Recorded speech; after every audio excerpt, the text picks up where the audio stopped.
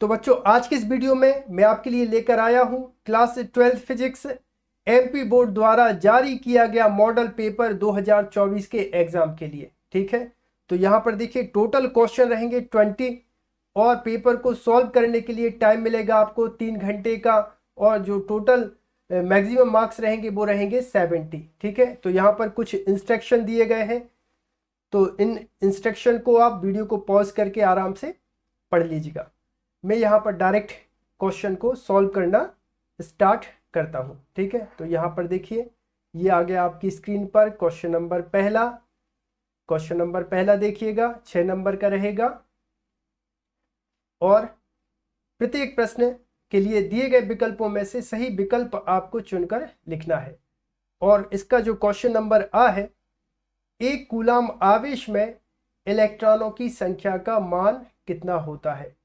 तो वैसे तो सभी बच्चों के लिए इसका आंसर पता होगा, जिन जिन को पता है तो जल्दी से कमेंट करके बताइएगा। यहाँ पर हम इसको सॉल्व करें जरा। Q इक्वल क्या होता है, NE। विद्युत आवेश का क्वांटीकरण पढ़ा होगा आपने, पहले चैप्टर का ही है।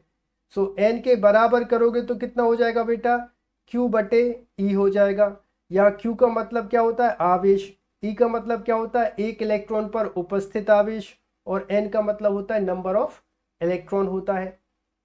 तो यहाँ पर हम मान रखना स्टार्ट करें जरा। तो देखो N बराबर Q का मतलब क्या बताया, आवेश। प्रश्न में आवेश हमें दिया है 1 कूलाम, तो यहाँ पे आ जाएगा 1 बटे एक इलेक्ट्रॉन का आवेश कितना होता है 1.6 इंटू 10⁻⁻19। सो N बराबर करोगे तो कि देखो जरा ये दशमलव हटाओ तो ऊपर आ जाएगा कितना 10 बटे आ जाएगा कितना 16 और यहाँ पे आ जाएगा 10⁻19। एक 10 इसको और दे दो तो 10 धाम हो जाएगा 100। तो यहाँ पे आ जाएगा 100 बटे आ जाएगा 16 गुणा 10 के ऊपर आ जाएगा 18 की घात। जरा 16 का दुनिया पढ़ोगी 100 से ज़्यादा ना हो। 16 एकम 16 और 16 छीन कितना हो जाएगा 96। कितना बचा 4, तो हो गया 40। 100 दशमलव लगाओगे तो हो जाएगा 40। 16 दूनी 32, 16 पंचे 80, मतलब कितना आंसर हो गया 6.25 इंटू 10⁻18। तो इस क्वेश्चन का सही आंसर होगा ऑप्शन नंबर सेकंड। ठीक है ना। अगले क्वेश्चन की बात करें जरा। अगला क्वेश्चन प्रदर्शित किया जाए। यहाँ पर देखिए ये आ गया अगला क्वेश्चन। किसी चालक में धारा का प्रवाह होता है। बच्चा को पता है कि किसी भी चालक में जो विद्युत धारा का प्रवाह होता है वो मुक्त इलेक्ट्रॉनों के प्रवाह के कारण होता है। तो इस क्वेश्चन का आंसर रहेगा ये सेकंड, मुक्त इलेक्ट्रॉनों के प्रवाह के कारण। ठीक है, अब पेश किया जाए अगला क्वेश्चन। तो अगला क्वेश्चन बच्चों है, एक गतिमान आवेश, ठीक है, एक गतिमान आवेश उत्पन्न करता है। तो आप बताइए इसका सही आंसर क्या होना चाहिए। हम उम्मीद कर रहे हैं आप कमेंट करके हमें इसका आंसर बताओगे। तो इस क्वेश्चन का आंसर है तीसरा, स्थिर विद्युत क्षेत्र और चुंबकीय क्षेत्र दोनों उत्पन्न करता है एक गतिमान आवेश। ठीक है, अगला क्वेश्चन देखिए। अगला क्वेश्चन है, लेंज का नियम आधारित है। ठीक है, विद्युत चुंबकीय प्रेरण का क्वेश्चन है ये। लेंज का नियम आधारित है, तो यहां पर सही आंसर इसका होगा ऊर्जा संरक्षण के नियम पर आधारित होता है लेंज का नियम। ठीक है, अगला क्वेश्चन आ गया ये। ठीक है, अगला क्वेश्चन है, निर्वात में विद्युत चुंबकीय तरंगों की चाल होती है। ठीक है, विद्युत चुंबकीय तरंगों का ये प्रश्न है और इसका आंसर है पहला ही, C बराबर 1/√μ0ε0। ठीक है, इसका एक मान और होता है, देखो C इक्वल 3 इंटू 10⁸ इक्वल अपन इसको लिखते हैं 1/√μ0ε0। ये यहाँ पर μ0ε0 के मान जब हम रखते हैं तो यहाँ पर विद्युत चुंबकीय तरंगों की चाल होती है जो कि प्रकाश के वेग के तुल्य होती है। ठीक है, अगला क्वेश्चन व्यक्त किया जाए। या क्या, ज्यामितीय छाया में प्रकाश के अतिक्रमण को कहते हैं। तो इसका जो सही आंसर होगा वो होगा प्रकाश का विवर्तन। ठीक है, अगला देखो, अब आ गया प्रश्न क्रमांक 2। तो इसके लिए हम कलर बदल लें। तो प्रश्न क्रमांक दूसरा बोलता है रिक्त स्थानों की पूर्ति कीजिए, और यहाँ पर रिक्त स्थान आएगी कितने नंबर के? 6 नंबर के। क्वेश्चन नंबर पहला देखिए, दो समांतर धारावाही चालक तारों में जब एक ही दिशा में धारा प्रवाहित हो रही है तो वे एक दूसरे को क्या करते हैं? बताओ जरा, याद आ रहा होगा। जैसे ये दो समांतर धारावाही चालक तार हैं और इसमें जैसे I1 धारा प्रवाहित हो रही और इसमें I2 धारा प्रवाहित हो रही एक ही दिशा में, तब ये धारावाही चालक तार एक दूसरे को क्या करते हैं? आकर्षित करते हैं। तो यहां पर क्या आएगा? आकर्षित करेंगे। ठीक है, अगला क्वेश्चन देखो, ट्रांसफॉर्मर किस सिद्धांत पर कार्य करता है? तो यहां पे आ जाएगा क्या? अन्योन्य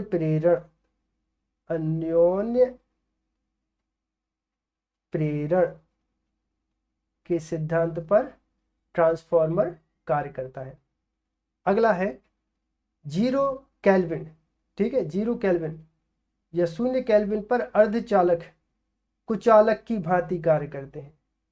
कैसे काम करते हैं? कुचालक या विद्युत रोधी की भांति व्यवहार करता है। ठीक है, अगला क्वेश्चन है, फोटोन का ब्राह्म द्रव्यमान कितना होता है? 0 होता है। यहाँ पे 0 आ जाएगा।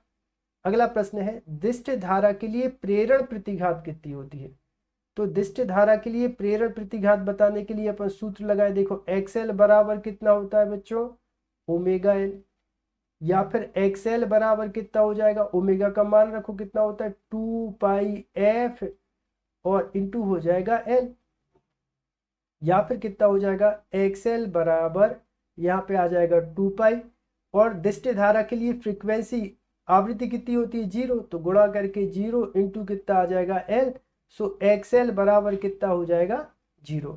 तो दिष्ट धारा के लिए प्रेरण प्रतिघात कितनी होती है? 0 होती है।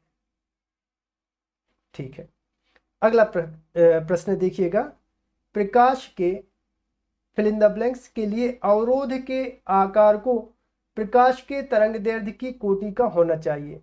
तो यहाँ पे आ जाएगा प्रकाश के विवर्तन के लिए, यहाँ पे क्या आ जाएगा? विवर्तन के लिए अवरोध के आकार को प्रकाश के तरंगदैर्घ्य की कोटि का होना चाहिए। तो अगला प्रश्न है, सत्य असत्य लिखिए। तो यहां पर सत्य असत्य आएंगे आपको कितने नंबर के? 5 नंबर के। क्वेश्चन नंबर पहला देखिए, हाइड्रोजन परमाणु की आयनन ऊर्जा 13.6 इलेक्ट्रॉन वोल्ट होती है। बिल्कुल सत्य है ये। प्रश्न क्रमांक दूसरा देखिए, जब इलेक्ट्रॉन अपनी उच्च ऊर्जा अवस्था से निम्न ऊर्जा अवस्था में गिरता है तो इस प्रक्रिया में वह एक फोटोन उत्सर्जित करता है। तो यहाँ पे ये असत्य है, क्योंकि जब इलेक्ट्रॉन उच्च ऊर्जा अवस्था से निम्न ऊर्जा अवस्था में कूदता है ना, तो क्या करता है? विकिरण उत्सर्जित करता है। यहाँ पे क्या लिख सकते हैं अपन? विकिरण उत्सर्जित करता है। राइट, अगला क्वेश्चन देखिए, हाइड्रोजन बम की क्रियाविधि नाभिकीय विखंडन पर आधारित है। तो यह है असत्य, क्योंकि जो हाइड्रोजन बम होता है उसकी क्रियाविधि नाभिकीय संयलन विधि पर आधारित होती है। अगला प्रश्न देखिए, प्रकाशिक तंतु व्यतिकरण के सिद्धांत पर आधारित होता है। यह भी असत्य है। प्रकाशिक तंतु पूर्ण आंतरिक परावर्तन पर आधारित होता है। किस पर? पूर्ण आंतरिक परावर्तन पर आधारित होता है, जो कि यहां पर यह क्वेश्चन असत्य होगा।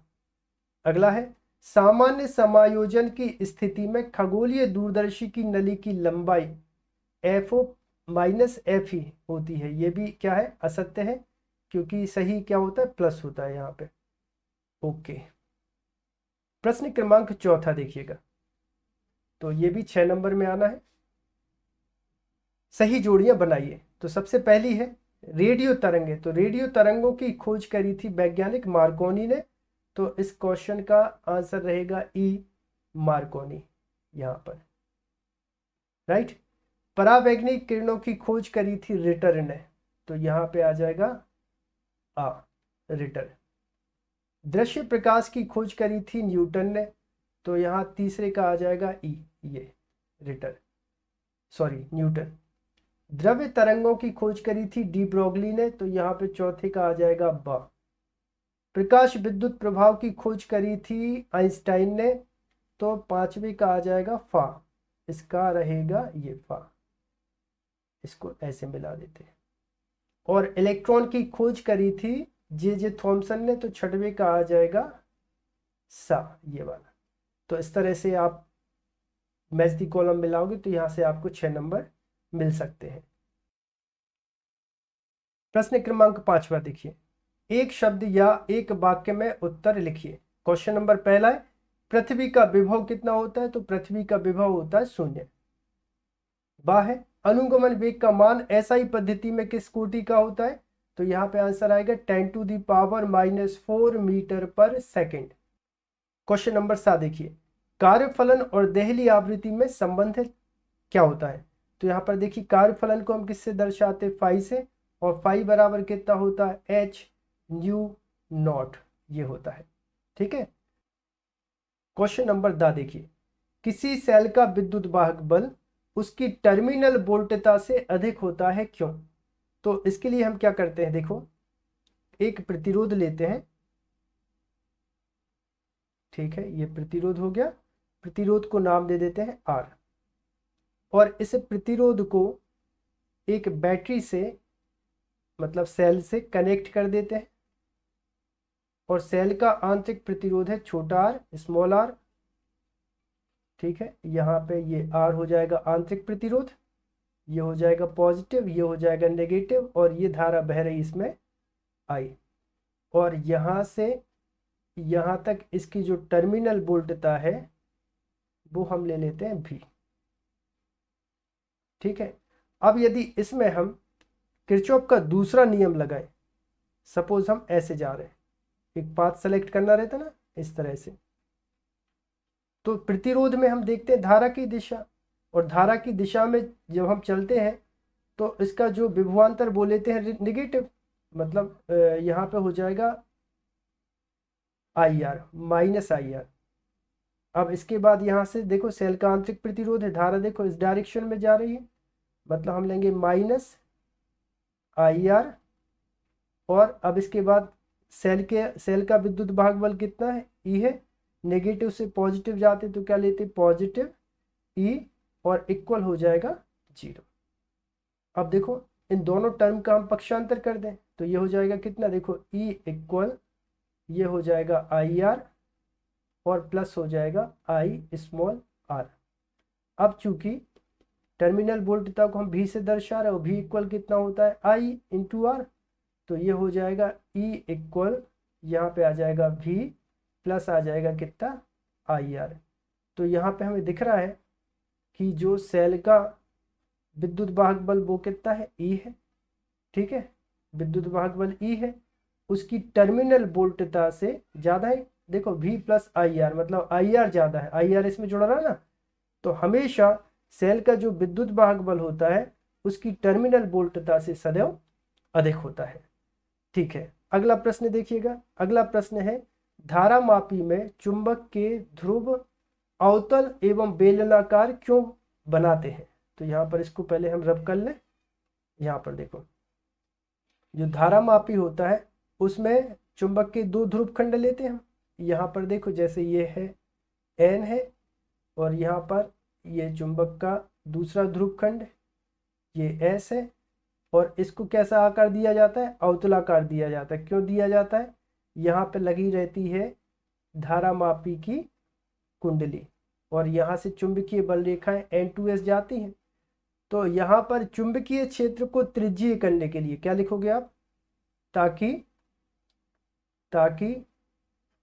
चुंबकीय क्षेत्र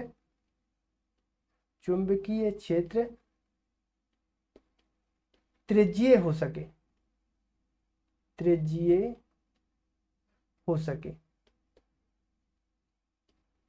और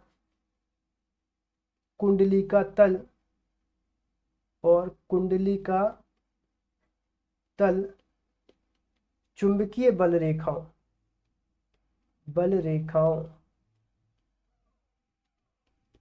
के समांतर रहे। ठीक है, तो ये क्वेश्चन नंबर ई हो गया। इसके आगे मैं स्क्रीन को स्क्रॉल करता चलूंगा, तो आप प्रश्नों को बहुत अच्छे से देखिएगा और खुद से सॉल्व करने की कोशिश कीजिएगा। और जिन प्रश्नों के आंसर आप पर ना बने तो आप कमेंट करके बताइएगा, तो अगले वीडियो में मैं उन क्वेश्चंस को सम्मिलित करूंगा। ओके।